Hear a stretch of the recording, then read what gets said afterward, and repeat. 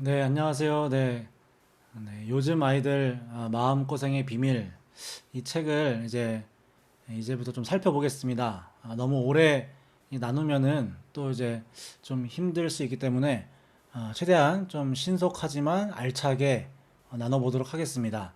오늘 원래 한 주마다 이제 두 장씩 나가려고 하거든요. 그래서 오늘은 서론 그리고 2장까지 이렇게 나누도록 하겠습니다. 네. 네, 근데 여기 중요한 것은 여기 이 책을 제가 이제 이렇게 준비하려고 주의 깊게 살펴보니까 이 저자께서 정치적인 이야기를 조금 하시더라고요. 그래서 그 정치적인 이야기는 제가 어, 저랑 전혀 상관이 없습니다. 예.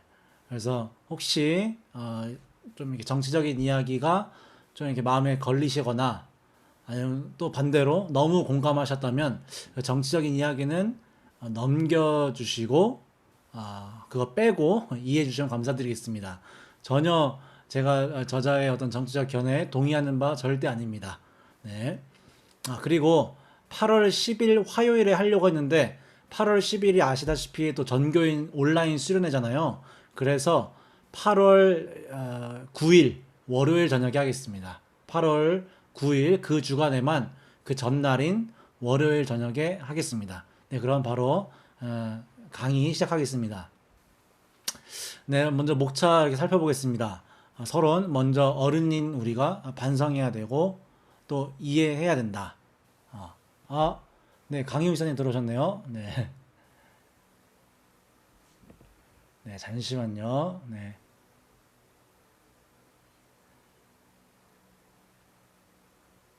네, 일단 네, 목차부터 좀 살펴보고 있겠습니다. 네, 1장에서는 이제 학생들의 지사님 안녕하세요. 네, 네, 시간이 되어서 시작하고 녹화하고 있습니다, 지사님. 네, 반갑습니다, 지사님 감사합니다. 네, 네, 1장에서는 이제 학생들이 어떤 상태에 있는지 좀 살펴보고 2장에서는 그 학생들 다음 세대를 이해하기 위해서 어떤 우리 마음가짐을 가져야 되는지 이런 목차로 좀 꾸며봤습니다. 네, 먼저 서론부터 살펴보겠습니다. 네, 서론은 먼저 이렇게 크게 이렇게 나누어집니다. 먼저 우리가 반성해야 된다 이런 주제가 있습니다. 먼저 시달림의 종지부가 어디인지 그리고 또 보다 본질적인 기회를 지금 학생들은 찾고 있습니다. 그리고 마지막으로 학생들이 신음하는 것에 우리 어른들이 외면하고 있다는 건데 첫 번째로 살펴볼 것은 이제 학생들은 입시 그리고 학벌이라는 이 시달림에 있어서 종지부를 찍을 수 있을까요? 라는 이 질문을 한답니다. 그래서 우리 어른이 이 물음에 답을 제시하지 못하고 있는 상태라고 합니다. 그리고 다음 항목을 보면은 사실 학생들은 이런 본질적인 기회들, 책과 여행, 우정과 어떤 진리와 창의성과 열정에 관련된 주제를 가지고 서로 이야기하고 나눌 그 기회를 제공받지 못하고 있다는 것 같습니다. 그리고 한 고등학생이 이런 말을 했답니다. 초등학교 때는 수치심을, 중학생 때는 외로움을, 고등학생 때는 불안감에 휩싸였습니다. 굉장히 슬픈 말이죠. 지사님 안녕하세요. 네. 아이고, 시간이 안녕하세요. 되어서 일단 시작하고 녹화를 하고 있습니다. 네. 감사합니다. 네. 네. 일단 세 번째 보시면 그래서 이런 고등학생들의 말에 뭐 한 명의 말일지 모르겠지만 그래도 되게 그 학생이 참 솔직하게 말해준 것 같습니다. 그래서 우리 어른으로서 해야 될 일은 당연히 격려와 응원, 그리고 그 학생을 어른답게 대우하는 것입니다. 손 내밀고 기다리는 것이죠. 당연한 것 같습니다. 네.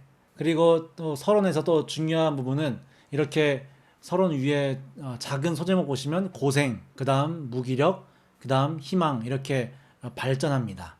그래서 첫 번째 우리 어른의 처음 반응은 야 니들이 고생을 안다고? 이렇게 이제 반응이 된다는 거죠. 왜냐하면 이제 고생이라는 것은 어른들이 독점적으로 써온 단어다라고 이렇게 무의식적으로 저희가 그렇게 생각한다는 겁니다. 니들 뭐 고생을 알아?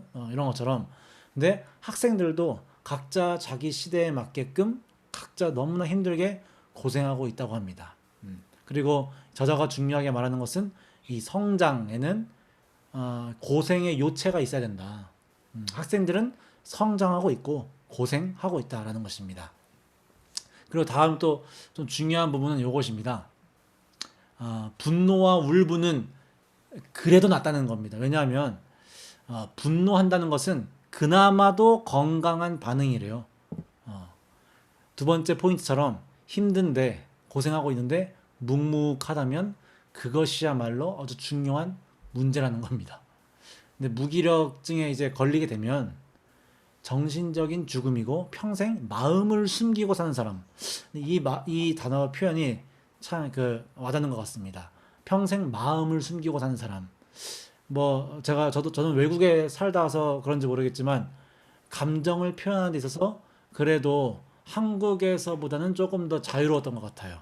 확실히 한국에서는 마음을 숨기고 내 의사를 숨기고 감정을 숨기는 게 좀 어른스럽다 이렇게 된 것 같습니다. 그래서 이 분노하는 힘이 있다면 그 방향만을 우리가 이제 기독교적으로 잘 바꿔주면 될 것 같습니다. 마지막으로 우리가 희망으로 전환시켜야 되죠. 그 힘을 분노의 힘, 울분의 힘을 희망으로 시켜야 된다고 합니다. 이제 어른들한테 이제 아이들이 만약에 물어본다면 고생 이후에 행복이 있나요? 라고 하면 어른들은 대부분 부유함, 돈, 이 다음 단계의 답을 못 주고 있다고 합니다. 궁극의 행복. 저희는 알고 있죠. 기독교인이라서. 이 행복, 이 돈 다음에 행복을 우리 기독교인들은 알고 있으니까 기독교인 어른으로서 우리는 해줄 말이 많다는 것입니다. 그래서 이 책을 읽으면서 저는 한편으로 느꼈던 것은 오히려 단지 어른들을 질책하고 어른들에게 소망이 없다라고 말하는 저자는 그렇게 이렇게 그런 식으로 풀어가려고 하지만 저희는 기독교인이다 보니까 저희 안에는 진리가 있고 이런 궁극의 행복, 돈 다음 단계의 행복을 저희는 알고 있기 때문에 고등부 교사 지사님으로서 정말 할 수 있는 일이 많구나라는 오히려 저는 희망을 찾았습니다. 그래서 서론에서 요 두 가지 이야기를 하고 있는 것입니다. 어른들인 우리가 먼저 반성하고 성찰할 필요가 있다. 그리고 아이들이 겪는 고생은 분노로 이어지고 나서 무기력으로 빠져들면 최악인데 희망 없음으로 나아가게 된다. 근데 그것을 그 힘의 방향을 이렇게 바꿔야 된다라는 말을 하고 있습니다. 그래서 이제 하나씩 풀어가는 거예요. 1장 학생들의 현 상태에 대해서 이렇게 말합니다. 먼저 이 학생들은 다른 세계의 학생들이다. 이것을 알아야 된다고 합니다. 1장 전체 내용의 그 제목이 나 힘들어입니다. 신고생론 이렇게 해가지고 이 학생들은 다른 세계다. 외계인이다라고 하는 게 좋다고 합니다.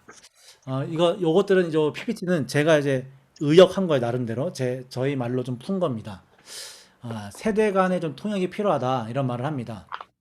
이 친구들은 배고픈 것보다는 외로운 게 더욱더 큰 상처예요. 우리 아마 지자님들께서는 당연히 옛날에는 배고픈 게 힘들었죠. 무슨 외로워할 틈이 어디 있어요. 근데 지금은 외로운 게 더욱더 큰 상처. 그리고 정말 어른들과 다르게 학생들에게 참된 자유는 안 하는 자유입니다. 안 하는 자유. 네, 참 다릅니다. 네, 그리고 혼돈스럽습니다. 이 외계인들은 혼돈스러워요. 현실에서는 그렇게 막 죽고 싶어요 상담하다가 갑자기 가상세계 뭐 페이스북, 뭐 유튜브 거기서는 갑자기 깔깔깔대고 막 웃어요. 별것도 아닌 일에. 그래서 가상과 현실 이게 괴리가 아주 크고 그 사이에서 이 혼돈을 느낍니다. 그리고 이 배경이 어른들과 자라온 배경이 너무나도 다릅니다. 너무나도 다릅니다. 과거의 법칙, 뭐 과거에 성공하는 법칙, 행복하기 위한 법칙과는 전혀 다른 방식으로 지금 사회는 이렇게 작동하고 있습니다. 그래서 우리 어른들은 모르는 배경에서 학생들은 지금 성장하고 있다는 것입니다. 그래서 학생들만 비난해서는 안 된다라는 것입니다. 너무 다르기 때문에 야, 네가 무슨 고생이야? 야, 외로운 게 상처된다고? 아, 이제 그런 말은 이제 안 된다는 거죠. 비난해서만은 안 된다. 그래서 어른들은 이렇게 말하는 거야. 너가 문제야. 라고 이제 말하거든요. 근데 이제 첫 번째 포인트처럼 온갖 고생은 세대인 우리가 다 했지 니들이 무슨 고생을 했어? 어이구 배부른 소리 하고 있네. 이런 식의 말은 자제할 필요가 있다라는 것입니다. 그러니까 또 말썽을 피우는 이유들, 학생들이 엇나가거나 뭐 예컨대 뭐 예배를 안 나온다거나 뭐 그런 이유들이 모두 우리는 이 아이의 신앙의 문제인가? 라고 생각했지만 그게 아니라는 것입니다. 그들이 약하기 때문이 아니라 사실 우리 어른들이 그 학생들을, 그 아이들을 약하게 키웠다는 것입니다. 약하게 키웠다. 그러니까 좀 저희 바로 적용해 보자면 만약에 예배를 뭐 드려야 되는데 예배에 소홀히 한다. 그것은 그 아이의 신앙의 뭐 문제라고 우리는 늘 생각하지만 사실은 교역자를 포함한 우리 어른들이 조금 더 신앙 있게 좀 키우는 게 맞지 않나라는 생각이 들었습니다. 그래서 이렇게 세대 간의 단절 그 안에서 오히려 강해지는 것은 어렵다고 합니다. 근데 이제 학생들은 이제 아이들은 이런 어른들의 비난에 자기의 목소리를 냅니다. 이게 내 고생담이에요 라고 학생들도 말합니다. 책에는 자세하게 나와요. 태아 때부터 저 유치원, 초딩, 고딩, 대딩까지 거쳐서 어른들은 전혀 겪어보지 못했던 고생을 우린 다 겪어봤어요. 우린 태아 때부터 태교를 통해서 이미 고생이 시작됩니다. 이런 상담을 했대요. 유아기, 뭐 유치원 때부터 공부는 시작되고 뭐 교육은 아주 심하게 시작되고 초등학생 때 이미 고등학교 거 이미 수학의 정석 들어가고 뭐 이런 식으로 겪어보지 못한 고생을 통해서 이 분노와 이런 특히 제가 이렇게 한 것에 꿈 고문을 배운대요. 꿈 고문. 꿈을 꿔봤자 이제 희망 고문인 거죠. 꿈은 그냥 꾸기만 하는 거고 정말 허무한 거가 된 거였습니다. 그래서 이 고생은 끝나지 않을 고생. 어른의 비난과 어른의 잔소리는 역시나 같이 끝나지 않는다. 네, 이런 학생들의 이런 고생담이 있습니다. 그래서 학생들의 마음은 무거워지죠. 근데 그 무거워진 마음이 울분으로 결과가 됩니다. 무거워진 마음은 분노로 나옵니다. 그래서 이 원장님이 말하는 것은 어른으로서 우리가 착잡해야 될 것은 학생들의 고생은 육체적인 고생, 즉 어른들이 했던 고생과는 차원이 다른 심적, 마음의 고생이다. 그래서 이것은 눈으로 잘 보이지 않고 민감하게 알아차려주는 어른의 시선과 관심, 사랑과 배려가 있어야 된다라고 합니다. 네. 교회에서 제가 정말 제일 교역자로서 제일 이제 한숨 나오는 게 제가 잘 못하는 건데 이것을 해야 될 것 같습니다. 정말. 네. 마음의 고생이구나. 네. 그리고 이 학생들은 부담을 안고 살죠. 어떤 부담이냐면 부모를 기쁘게 해줄 수 있는 존재가 나밖에 없나? 이런 부담감. 네. 내가 공부 잘하고 뭐 좋은 어떤 것을 성취해야만 부모님들이 한숨 안 쉬고 더 이뻐해주고 맛있는 거 사주고 예를 들면 그런 아픔이 많다 그런 부담감이 큰 거죠. 어. 저도 그 뭐 사족이지만 저도 그 입시 학원 하셨거든요 부모님께서 뭐 제가 처음에 아마 작년에 말씀드린 것 같기도 한데 입시 학원 했는데 제주도에서 나름 잘 됐습니다. 나름 대형 학원으로 컸는데 쌤들만 30명이시다 보니까 학생들이 뭐 몇백 명이었어요. 그래서 그 부담을 알죠. 네. 그래서 네, 대형 학원의 아들이면 전교 1등 해야 되는 거 아니냐부터 시작해서 원장 아들은 얼마나 잘하는지 보자 뭐 이러면서 그런 부담이 있었죠. 어릴 땐 그런 부담감이 학생들에게 있습니다. 네. 그리고 이들이 뭐라고 하냐면 자기가 자수성가했대요. 어떤 자수성가냐면 스스로 태아 때부터 고생과 감정을 스스로 달래고 스스로 책임져 왔다는 맥락 가운데서 자수성가했다는 거죠. 자기가 다 이걸 다 책임져 왔다. 너무 마음 아프죠. 네, 그래서 7가지 울분을 이제 저자는 이렇게 정리했습니다. 공부에 관한 거, 훈육, 가족, 학교, 취업, 정서 이런 것들. 그러니까 공부해야 되는 울분, 훈육 가운데서 너 이렇게 잘해야 돼, 그래야 너 예쁨 받아라는 울분, 학교는 뭐 줄 세우기 같은 그런 거에 대한 울분, 정체성, 내가 정체성 무엇인가, 내 미래는 불투명하고 이런 것에 대해서 오는 분노가 있다는 거죠. 그러므로 이제 고요하게 사는 것은 이제 불가능하다라고 이제 분석을 합니다. 매 순간 다쳐야 하는 삶을 우리 학생들은 살아가야 합니다. 다쳐야 하는 삶. 정신분석 은 이렇게 말해요. 고요 속에서 비통합적 존재로 자신을 놔줄 수 있는 시간이 없다. 그러니까 비통합적 존재라는 게 제가 생각하건데 우리 남포교에서는 가장 잘 이해될 것 같아요. 그러니까 통합적이라는 건 뭐냐면 이제 뭔가 얽혀 있는 거죠. 묶여 있는 거. 사회와 이런 배경에 이렇게 묶여 있는 그런 묶여 있는 존재로 이제 우리는 열심히 신앙으로 살아가야 되죠. 근데 이제 이 위니캇은 그 반대로 오히려 조금 덜 묶여 있고 이런 위에 7가지 공부, 훈육, 가족 이런 것들에 좀 덜 묶여 있는 존재로서의 시간도 필요하다라는 겁니다. 물론 너무 힘들죠. 이 인생이 현실이. 그러나 학생들만큼은 물론 나중에 어른 되면 그런 걸 다 짊어지고 가야 되는 책임감도 생겨야겠지만 학생 때부터 너무나 많은 책임지는 방법, 짊어지는 방법도 모르는데 그냥 신앙으로 살아. 이걸 잘 이해 안 될 수 있잖아요, 학생들은. 어, 예수로 사는 거야. 이거 잘 이해 안 되거든요. 좀 이렇게 혼자서 좀 덜 묶여있는 존재로 살아가는 시간도 필요하다라는 것입니다. 네, 그래서 어떤 한 고등학생이 그 일본에 이런 비슷한 학교가 있대요. 이런 정신분석 학교. 거기에 이런 문구를 남겼대요. 천사가 하늘을 날 수 있는 것은 마음이 가볍기 때문이야.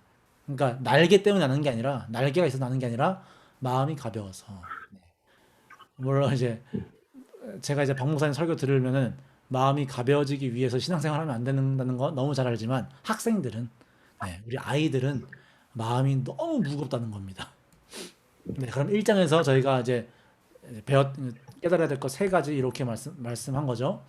학생들은 그러니까 외계의 사람, 다른 세계 사람인 것을 저희가 인지해야 된다. 이것은 그냥 이론적으로 늘 알지만 늘 장난 반, 진담 반으로 말하는 거지만 조금 더 진지하게 숙고해야 될 필요가 있다는 것입니다. 그리고 학생들만 비난해서는 안 된다. 너희들의 신앙이 문제야. 라는 당연히 그런 건 안 된다. 마지막으로 학생들에게는 어른이 모르는 이 마음의 고생, 저희 눈여겨보고 관심을 기울이고 사랑을 베풀어야만 보이는 그 마음의 고생이 분노로서 터져 나온다. 네, 이런 것을 알아야 된다고 하는 것입니다. 네, 이제 마지막 2장입니다. 이제 다음 세대를 이해해야겠죠. 네. 다음 세대는 이런 마음이 있어요. 안 하고 싶다고요. 안 하고 싶어. 마음 아프죠. 교회 안 나오고 싶어. 코로나니까 더. 온라인 예배 안 드리고 싶어요. 나 그냥 더 자고 싶어요. 아니, 아무것도 안 하고 싶어요. 제가 이제 뭐 부모 기도 모임에서 이제 간혹 이게 지사님들과 이제 자녀들 우리 뭐 고등부나 중등부 애들 얘기 들어보면은 뭐 전쟁이래요. 뭐 스마트폰 켜서 실제로 방에서 스마트폰으로 예배를 드리는지 안 드리는지 다 뭐 문을 열어라. 아니면 지사님들은 현장 예배 나오시느라 애들은 이제 집에 있고 그러면 그걸 또 그 노트북으로 예배 켜놓고 핸드폰으로는 또 지사님들과 줌으로 하면서 진짜로 예배 드리고 있는지 감시를 하신대요. 그러니까 그만큼 애들은 안 하고 싶은 거예요. 뭐든지 안 드리고 싶고. 그래서 이런 예시가 나와요. 내비 두세요, 제발. 어떤 아버지 아들 이야기인데 이제 열심히 좋은 대학 들어갔어요. 아들이 아들이 여기 아주 좋은 대학 들어갔는데 입학 후에 탱자 놀아요. 아버지 눈에는 미치죠. 미쳐버리죠. 그래서 심리 상담 받으러 옵니다. 그래서 비싼 돈 주고 심리 검사 다 했는데 두 분 다 아무 문제 없어요. 오히려 아버지 쪽에서 조금 더 문제가 있었다라는 말을 합니다. 그래서 이 아들이 이렇게 말해요. 거보세요. 똑같잖아요. 문제 없잖아요. 하면서 죽기 살기로 매 순간을 사는 아버지가 더 이상해요. 시대가 바뀌었어요. 요즘은 누구나 안 하는 것을 더 원하는 시대입니다. 부모님이 바라는 좋은 대학을 제가 와 드렸잖아요. 그것이면 전 족합니다. 그래서 뒤에 한마디 더 붙여요. 전 군대 안 가는 게 지금 제 최대 관심사예요. 네. 이런 참 저도 어른인가 봐요. 저도 이런 말 들으면 참 와, 100% 이해는 되지 않습니다. 저도 확실히 어른 쪽에 속하나 봅니다. 네. 그래서 두 번째는 또 이 원장님이 강의를 나가는데 노인 강의를 나가면 희망차시대요. 어르신들의 강의는 젊은이의 패기로 가득하대요. 그분의 인생에서 겪었던 기적들 있잖아요. 열심히 살면 열심히 보상받았으니까 그 기적들이 요 남은 짧지만 남은 여생에서도 새로운 기적이 일어날 거다 라는 그 기대가 있다는 거죠. 반대로 이 중딩들은 무반응과 무관심이래요. 아무리 좋은 강의를 해도 우리에게 내일이 있어 보입니까? 라는 질문도 한대요. 설교할 때 제가 느끼는 그런 어떤 반응을 이제 원장님이 또 이제 글로 써주셨습니다. 그래도 저희 고등부 학생들은 그래도 현장 예배 드리는 학생들은 네, 그래도 눈빛은 다른 것 같습니다. 네. 그렇게 안 듣는 것 같지 않아요. 제가 뭐 이렇게 아주 그냥 앞에서 쇼를 해서 그런지 몰라도 그래도 봅니다. 네. 그리고 다음 세대들은 이런 마음이 있어요.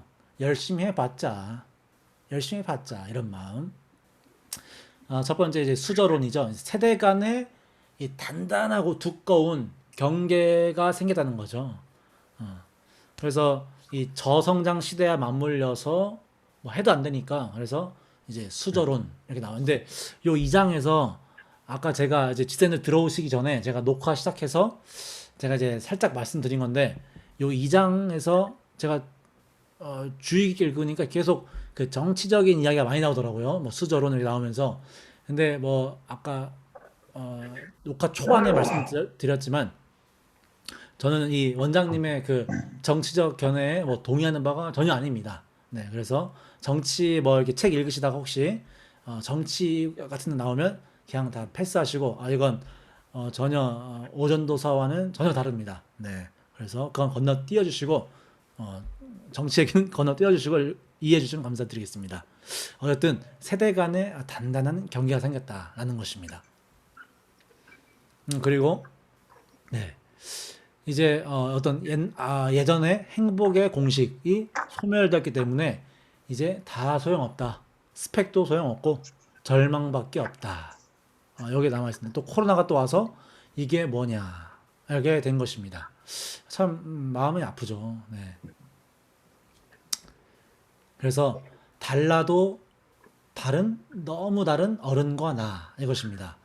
어른의 시기는 이 조부모님과 부모님의 시기에는 10대 강국에 들어갔죠. 불가능은 없다. 이런 구호도 생겨났었죠. 우리 어른들은 정말 정신력이 강하시죠. 뭐든지 해내시죠. 그리고 확장적 자아, 뭐든지 더욱더 하시려고 이렇게 하시는 그런 정신력이 있으셨다면 반대로 지금 우리 아이들은 학생들은 그런 큰 어려움 없이 성장했어요. 온실 속 화초로 자랐죠. 그런데 그러다 보니까 글로벌하게 네트워크가 생기죠. 근데 그러면서 내 존재감, 내 자존감은 더욱더 협소하다는 것을 느끼는 거죠. 비교당하고 하다 보니까 더욱더 이런 이상한 예전에는 살기 바빴다면 지금은 이게 가만히 있어도 비교가 되니까 이제 너무 자아가 문드러지는 거죠. 그래서 위축의 자아 이렇게 자아가 위축되는 겁니다. 이런 걸 좀 아실 필요가 있다라는 거죠. 네, 그리고 아이들이 이제 무책임하죠. 보통 보면은 몰라, 안 해, 군대 안 가고 싶어, 대학도 안 갈래요. 뭐 이렇게 되게 무책임하고 내 인생 뭐 내 맘대로 살 거야. 뭐 이런 것들. 근데 그런 심적 동기들이 알아야 된다라는 것입니다. 먼저 이제 무책임 보시면 자생력을 잃어버려요. 자생력. 네. 어른들이 우리 이제 문제 삼는 그 아이의 상태는 사실 어른들이 행했던 결과에 의해서 생겨난 것이다라고 말해요. 음. 그래서 이해도 없이 그냥 무조건 넌 이거 해야 돼라는 요구를 너무 강하게 강압적으로 한다는 것입니다. 그래서 이 공부 온실, 아까 그 온실 속 화초가 공부 온실이죠.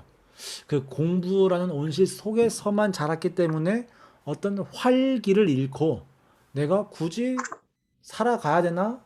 내가 굳이 뭐 열심히 해야 되나? 뭐 대충 이 정도면 살만한데? 라고 느끼는 것입니다. 그런데 이제 이 원장님은 이렇게 말해요. 그러한 무책임한 모습은 사실 무책임한 게 아니라 자신만의 방식으로 이 사회 속에서 자신의 삶을 찾아가는 시도다. 라는 말을 합니다. 이 말이 충분히 곱씹을 만한 것 같습니다. 어떻게 저렇게 무책임하지? 이게 아니라, 이 시대의 한계에 갇혀서 자기만의 방식으로 자기의 삶을 찾으려는 시도구나. 그렇습니다. 그래서 또 학생들은 사납죠.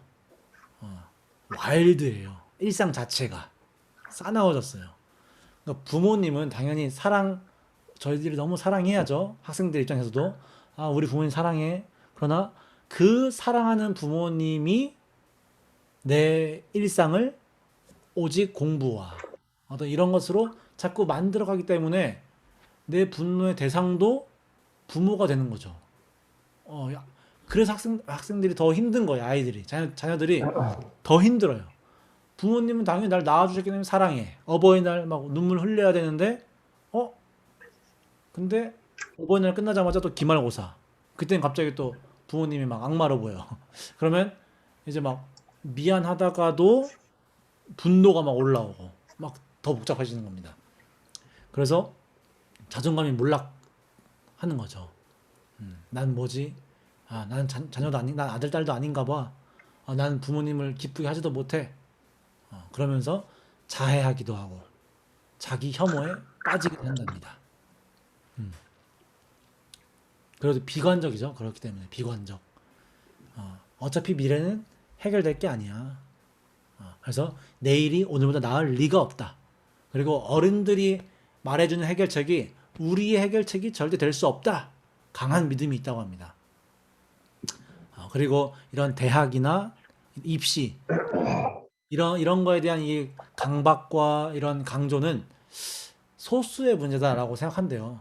그거는 전부의 얘기가 거의 옛날 얘기고 이제는 대학 가는 것도 사실 다 안 가도 돼요. 라고 하는 겁니다. 제가 어제 뉴스에 보니까 여자 남자 보니까 원래 남자가 훨씬 더 성비로 볼 때 남자가 훨씬 더 많이 대학을 가는데 어제 뉴스 보니까 여자가 이제 대학 입시율이 70%고 남자가 60%라고 하더라고요. 이젠 여자가 더 많이 대학 간다고 하더라고요. 그만큼 뭐 대학 전체 대학 안 가는 추세로 바뀌었다고 합니다. 네. 이 장에서 이 원장님이 말하고 싶은 것은 요거죠. 네 가지. 네. 학생들은 안 하고 싶어 하는 세대고 절망스러운 세대입니다. 네. 그리고 열심히 해봤자 남아있는 건 두터운 벽, 현실의 벽과 낙심, 세대 간의 벽, 이런 것들밖에 없습니다. 그리고 제발 부모님 때와 다르다고요. 를 알아달라는 거죠. 달라요, 이제. 라는 것입니다. 그리고 우리들이 무책임해 보이는 이유는 우리들이 무책임해서가 아니라 각자만의 방식으로 우리 시대를 살아가고 있는 것입니다. 라고 이렇게 외치고 있는 것입니다. 네. 네, 감사합니다. 강의는 끝났고, 이제 저희가 좀 이렇게 뭐 들으시면서 아니면 좀 미리 좀 뭐 이렇게 강의 한 보셨으면 뭐 어떤 소감이나 이렇게 좀 제안들을 좀 몇 마디씩 좀 해주시고 자연스럽게 좀 이렇게 끝냈으면 좋겠습니다. 네, 이렇게 좀 들으시면 좀 정리하시면서 좀 생각들 정리하시면서 좀 네, 나누었으면 좋겠습니다. 그러면 일단 그 녹화는 끄겠습니다.